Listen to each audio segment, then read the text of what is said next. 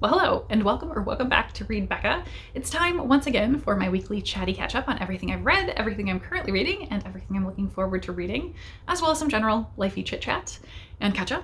And we're gonna work on my brevity today because I need to get this done before it gets too dark. The light is already fading. Our days are very, very short. And also, it's going to be super duper cold. It's supposed to be like 25 degrees outside, Fahrenheit. And so I have plants to get inside. I got some of them into the garage temporarily because it's supposed to warm up later this week. But the ones that are coming in permanently, I need to get in. I got to get cobwebs cleaned off. So I got to still do that. But let's get through the books. It was a very, very good reading week. So let's start with first the book that I do not have on hand. I read from Hoopla, Sooner or Later, Everything Falls into the Sea by Sarah Pinsker. And this is a short story collection that I have been buddy reading quite long-term for a couple months with my also long-term buddy reader, Shannon. We have been buddy reading for a long time and really enjoyed this collection together. So I would say Pinsker is primarily a sci-fi speculative fiction writer in the kind of contemporary to near future sci-fi space. There are things that feel very like our world with just a little change, but also really literary stories. So every story is kind of doing something where it's trying to shift your perspective through the speculative element to look at something and introspect about what's going on there. And so analytical and introspective are really Pinsker's brand for sure. Every one of these stories was not a hit as far as the story, but a hit as far as really pushing me to pull things out of the story and think deeply about it.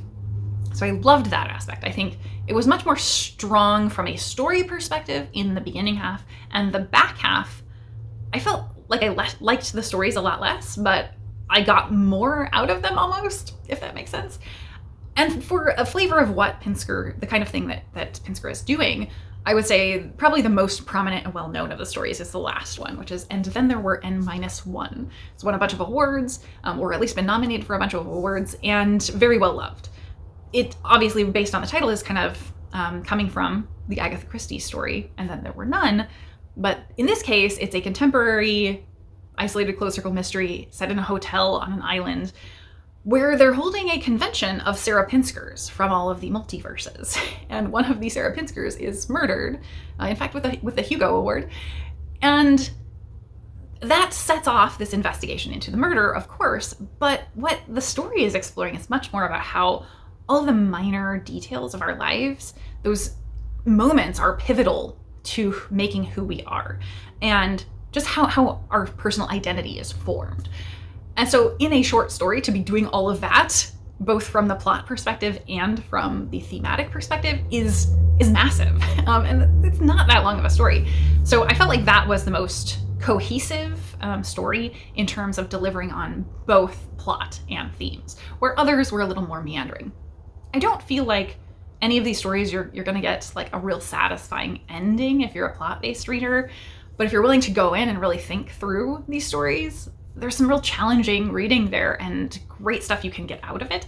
So for me, there were no duds in the collection, which is usually my barometer for a 5-star collection. I didn't love every story, but they all gave me something as a reader. I took things away from them. And both of us, myself and my buddy reader Shannon, wanted to continue on with reading more Pinsker, basically. So that is a pretty high bar for the collection to have hit, I would say. So I definitely thought it was a 5-star collection. Really great stuff. Lots and lots to discuss about the stories for sure, too. So anyway, moving onward, let's go to my book club book, and that was Misery by Stephen King. So I've read some Stephen King before, and in fact had some 5-star reads from King as well, and this was another one. So this is, of course, one of his greats. And he's a very uneven writer who has written a lot. But Misery is truly a work that you inhabit as you're reading it. And that can be kind of a horrible experience, but that's the point. And in fact, one of the members of the book club DNF'd it, quit reading, not because it was bad, but because it was just too oppressive and isolating and literally miserable to be in the head of this character and experiencing the things that he was experiencing. So this is the story, if you somehow don't know of it. I'd seen the movie before, but had not read the book. And the book is slightly different than the movie, but thematically and main points are the same, I would say. So we have a man who is a famous writer, And he's in a remote area and crashes his car and wakes up being cared for by this woman who is a nurse and also a massive fan of his series. And ironically, or not ironically because it's contrived for the story, the main character of his books that she loves is Misery. And he has just completed that series and killed off the character more or less. And so that's kind of the conceit at the beginning. And of course, this nurse who's caring for him in this isolated location is very upset that she, as this huge fan, can't imagine how he could kill off her favorite character, basically. And so things continue to snowball between them in terms of her imposing her will on him very much and being increasingly oppressive to him. Learned helplessness is a really big element of this book, and Stockholm Syndrome possibly. But the dynamic between them shifts a bit as he is sort of returning to this work on her behalf because she's really pushed him to go back to telling the Misery story and change it. So a big portion of this is her getting him a typewriter. That doesn't totally work. It doesn't have an N. And so we actually get to read some of the book as he's writing it. Lots and lots of portions of that. And he regards it as kind of a bad book, and or his previous works in the series as kind of his crappy work that pay the bills, basically. And reading along, it very much reads like that. It's pretty darn bad. But you can see why it's really melodramatic, like a period drama that's very melodramatic. And so that's sort of the selling point of it. Meanwhile, just before he got into this crash, he had written what he thought was his magnum opus and thought that he was going to become this great literary writer on the back of that. And now he's returning to this kind of crappy work that was paying the bills. But he's being very pushed by this nurse, and he starts to see the greatness in this series that he was working because of her love for it. So that, I think, was really, really fascinating. What this gets across very deeply, this is a horror story for an author. This is toxic fandom at its worst. And I brought up with the group the idea of just how much worse things have gotten now with social media, that this is less of a horror story maybe than it was when it came out because of how bad things are with social media and just things out in public.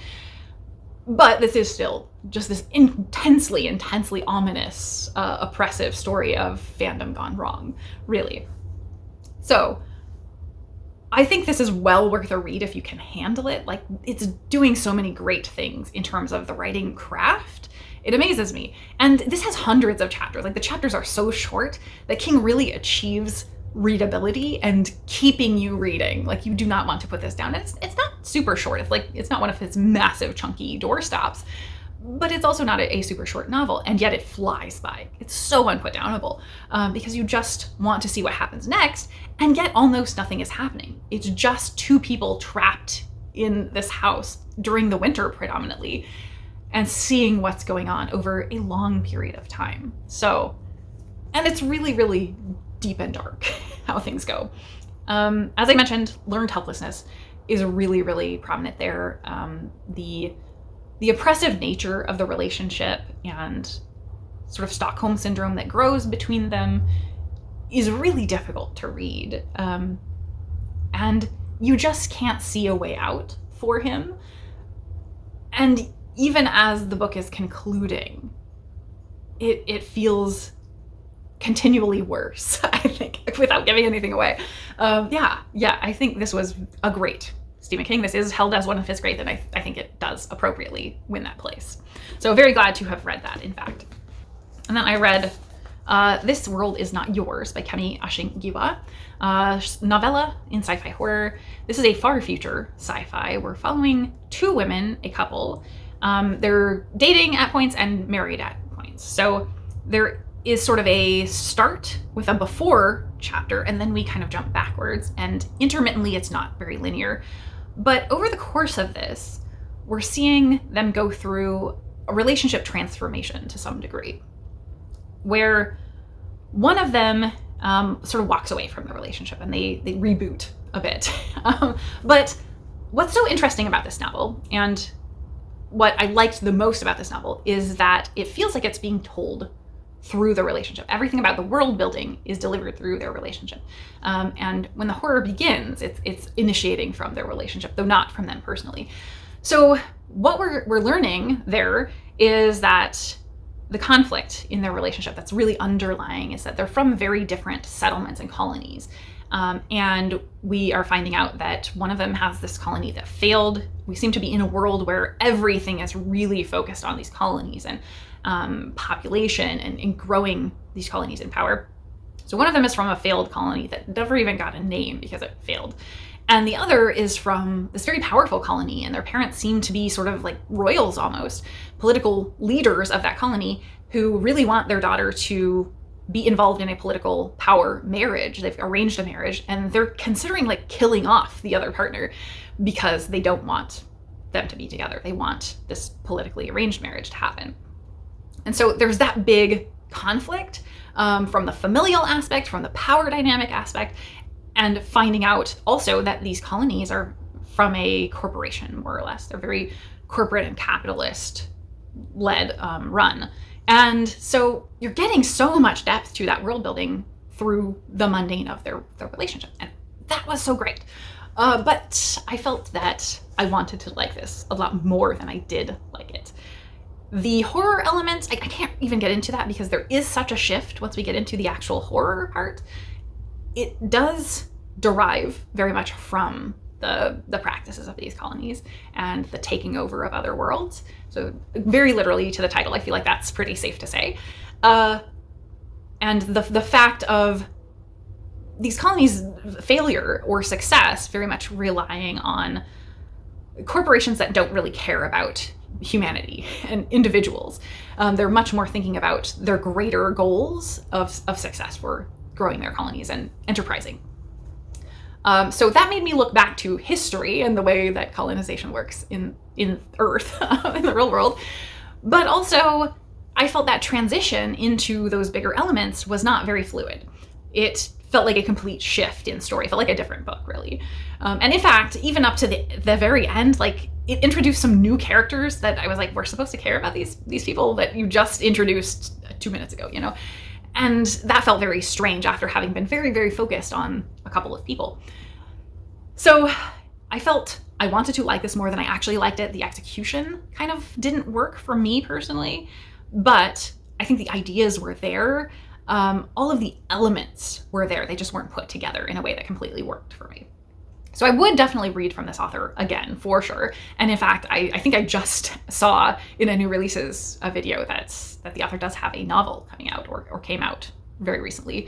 So I would think that maybe having more room to breathe in a novel length work, since this is really short, might be the right change that is needed to kind of build more and to naturally tell a story.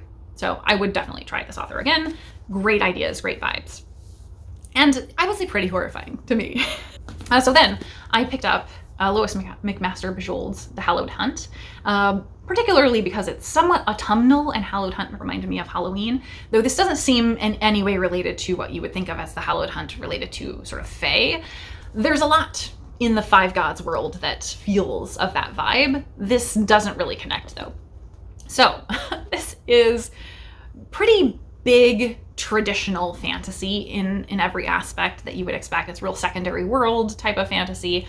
So there's a lot of world building. And these books, each of the 3 novels in the Five God series, are definitely their own single story with a different character that you're following. So you could theoretically read them on your own or on their own, but I would say do not jump in at this point. At this point, it's expecting you to know the world. So you don't even get an explanation of what the Five Gods are, for instance, which is pretty foundational to reading anything about this. You could, though. You could. But I enjoyed this a ton. I think it was the least successful for me, or the least enjoyable of the 3, but I still really, really enjoyed it. And it did have strong autumnal vibes, which I was going for. It's also so long. So I think the one thing that let me down is just how kind of meandering it is. And there's a lot of like journeying through the woods. Which normally I would be up for, but it was a little padded, it felt. I wanted it to get to the point a little bit more. So this series, again, I'm going to expound on this more before I tell you what the series is about. This series, I think, would really appeal to readers who are into like the Tainted Cup and sort of fantasy mystery mashups. I realized as I was reading, because both book 2 and 3 have sort of this explosive beginning. that then sets you off on figuring out what the heck happened in the beginning. And that has a very mystery vibe. But where The Tainted Cup is written in a very contemporary style, this stylistically is real traditional, real classic fantasy. So the big inciting incident at the beginning of this book is that a woman is screaming in sort of this royal palace place, in a room that's locked, and people get in, and there's a dead leopard and a screaming woman and a dead prince. So we very immediately find out that the dead prince was a mad prince. He was crazy, everybody knew it. But he seemed to be trying to carry out a magical ritual, a very dark magical ritual that potentially involved killing the leopard, whether it ended up dead from him or the ritual, and also sexually assaulting the woman as part of this ritual. So that is very prominent and brought up throughout, though not graphically. But this is very full of that type of thing. This whole world is through, like, the five gods, they're not present as like active participants, but they're present and active in the world, if that makes sense. Like, they're not individually people who show up most of the time, once in a while, but they're forces in this world very strongly. They have their hands in the world. And there's also a load of things like curses and geases and people being compelled and demons or souls writing in the bodies of others and people trying to take over control of others, all for usually political gain in some way. So this is really full of political drama. And that's definitely my catnip. So that's what I really love about this. And seeing all of those political machinations over the course of this and the power struggles is, I think, the major element of this series that really brings me back to it every time.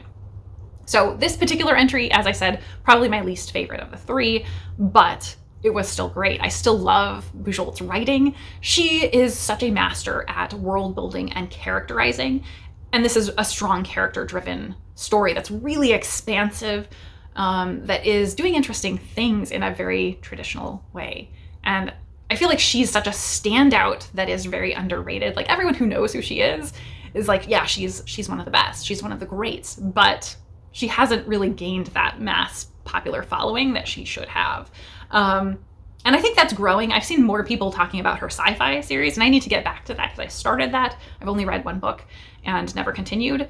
I do want to, this series is done with novels, but there's a lot of novellas. However, they're from like a niche small publisher, so they're a little harder to get your hands on. I think there are a lot of them at my library though, so I should be able to at least read the ebooks, I believe. So I do want to continue on with those in this series. I want to get back to some more of her sci-fi. I just love Bujold's writing and her characters. She does such a great job.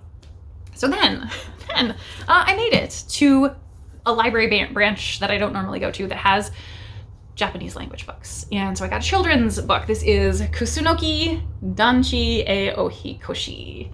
And that is more or less like, it's a specific type of tree, but it's more or less like the big tree apartment complex sort of deal. So as you can see, this tree has apartments in it and a little restaurant on the 6th floor. But at the base level, I think this is about teaching kids to count, because we're going through each level one at a time, talking about who lives on that level in the restaurant there. But at the bigger sense, this was so charming and delightful. I was really surprised by this. So we're following a frog who is going to the big tree apartment complex to decide if he wants to live there. And a mole is the sort of proprietor who's showing him around, telling him, walking through, this person lives on, or this type of animal really, lives on floor 1. 2nd floor is this. 3rd floor is this. 6th floor is the restaurant. Like, all of that one at a time. But what happens is the frog is touring around looking, and it's all looking nice, and then he's hearing who lives there, and he hears that some birds and owls live there, and he's very afraid. And so he sort of takes off and doesn't want to live there, and as he's heading down the stairs, he decides to slide down the railing on the last couple of floors. And that's a bad decision because he gets injured at the bottom. So Frog then is knocked out and laid up. And fortunately for him, Rabbit, her girlfriend, is a nurse. And so they convalesce him there at the treehouse. And all of the residents start coming to visit him. And so he gets to know the baby birds, and they come and bring him things. And the kitsune, the fox, plays violin for him. And so he finds a sense of community there with everyone caring for him so deeply. And he realizes there's nothing to be afraid of from these people. or animals. And so of course it ends with him wanting to come and live at the treehouse and them throwing him a party at the restaurant. Oh, it's just so charming and so beautiful and supportive. And, oh, yeah, I did not expect that out of a book that I just kind of randomly grabbed because it was cute and it was so heartwarming. So perfect little children's book. So I think that's it for the books that I read this week. And moving on to books I'm reading more than this, but these are the priorities for this week. So first is Love Medicine, which I'm buddy reading. Your Dear Letter, the letters from Queen Victoria to the Crown Princess of Russia, her daughter, and When the Sleeper Wakes by H.G. Wells. And the first two, or the last two, When the Sleeper Wakes and Your Dear Letter, are Victober picks, so I really need to get those knocked out for sure. And my buddy read almost certainly will be done in the next couple of days. So those are all priority reads. Other things are ongoing, but less priority than getting these done. So I think that's it for books. For shows, first I finished the finale of Great British Bake Off that aired this week. Oh, it was so good. I feel like I say the same things every time, so I'm not really going to talk about it other than that I enjoy it as always enjoyed. It was a great season, great competitors. I feel like I get more and more invested more quickly in the competitors every season. And the hosts are crushing it. So love them. Love the show. Yes. The other thing I finished was Baby Reindeer, which is kind of a dark disaster person show on Netflix. And it's one I think I shouldn't have finished. I don't know why I finished it, is really the main thrust of what I want to say about this. I started it quite a while ago. It came out maybe a year ago. It's fairly recent. And I've been slowly watching it one episode at a time, going, well, I don't really like this show. I don't want to keep watching it, and deciding to not watch it. And then a couple weeks later, a month later, I'll be looking for something to watch and go, oh, well, let me give that another try and continue on with the next episode. So there are only like 7 or 8 episodes, but it has taken me months to finish this. And the whole way not really wanting to finish it. So I think that's an interesting factor that I finished it, though I didn't really want to the whole way. It's doing so many interesting things as a show, things I respect, but I didn't like it. We are following a man who's a comedian, but kind of like embarrassing himself. He's really, really bad at it. And he's kind of a prop comic, but he's doing it in ways that he's just failing. And he's also working in a bar when a woman comes in and he's kind of nice to her, and she latches onto that and begins stalking him. And so it's grappling with this very uncomfortable feeling that he's going through of being conflicted that this is really severe stalking that he's experiencing. He's feeling both attacked by that, and also he likes certain aspects of it, of the praise that she gives him, the affection that she gives him, while also like it's obviously uncomfortable and unkind and harmful to him in so many ways. But he's unpacking the aspects of that contrast. He is trying to start a new relationship that is not going the way he expects it to, or as well as he expects it to. And the stalking is interfering with that in many, many ways. Very obviously, it's interfering with lots of his relationships. And over the course of the series, he has to interrogate internally some past traumas as well that all have to do with this.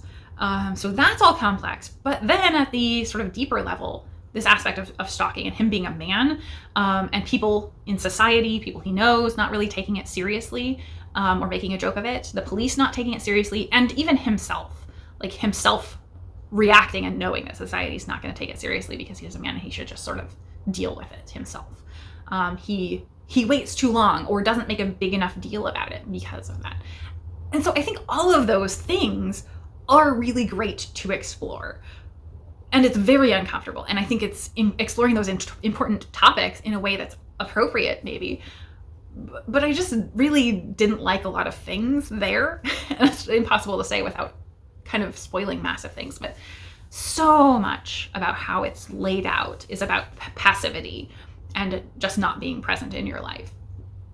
And so I struggled with that element, though it's valid. It's completely valid how it was laid out and what it was doing.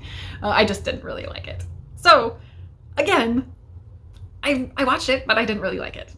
Yeah.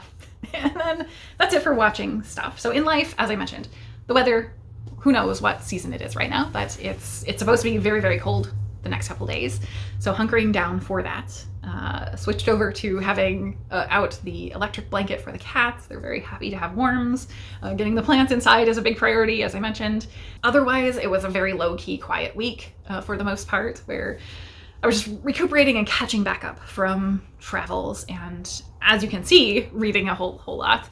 I've been trying to, it's been weird because multiple times this week I have thought, oh, I want to get that done before the end of October, only to realize it's a week into November already, which I can't believe. How is it already a week into November?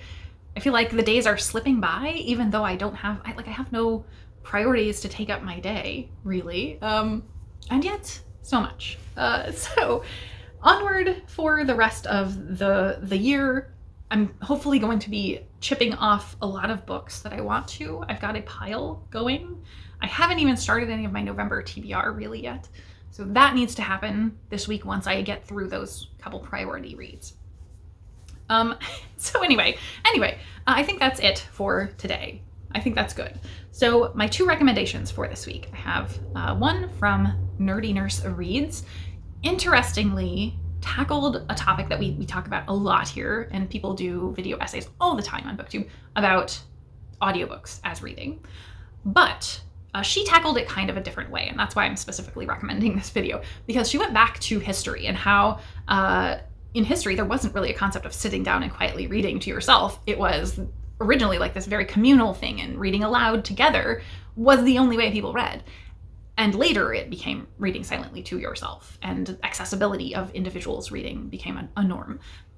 So I think that was a really great concept to run with. And so I highly recommend that one. And then the other one, as I mentioned, I'm reading H.G. Wells for Victober, a sci-fi, and genre books tackled a little known unknown sci-fi Victorian author that I had never heard of before. So really fascinating stuff. So definitely check out that video from Genre Books, and I will have both of those linked down below. So I think that's all for me today. As usual, too much rambling, but I think that was a fairly good success in terms of brevity for the amount that we covered. So with that, I will say I hope you have a wonderful week in reading and in life, and thank you so very much for watching.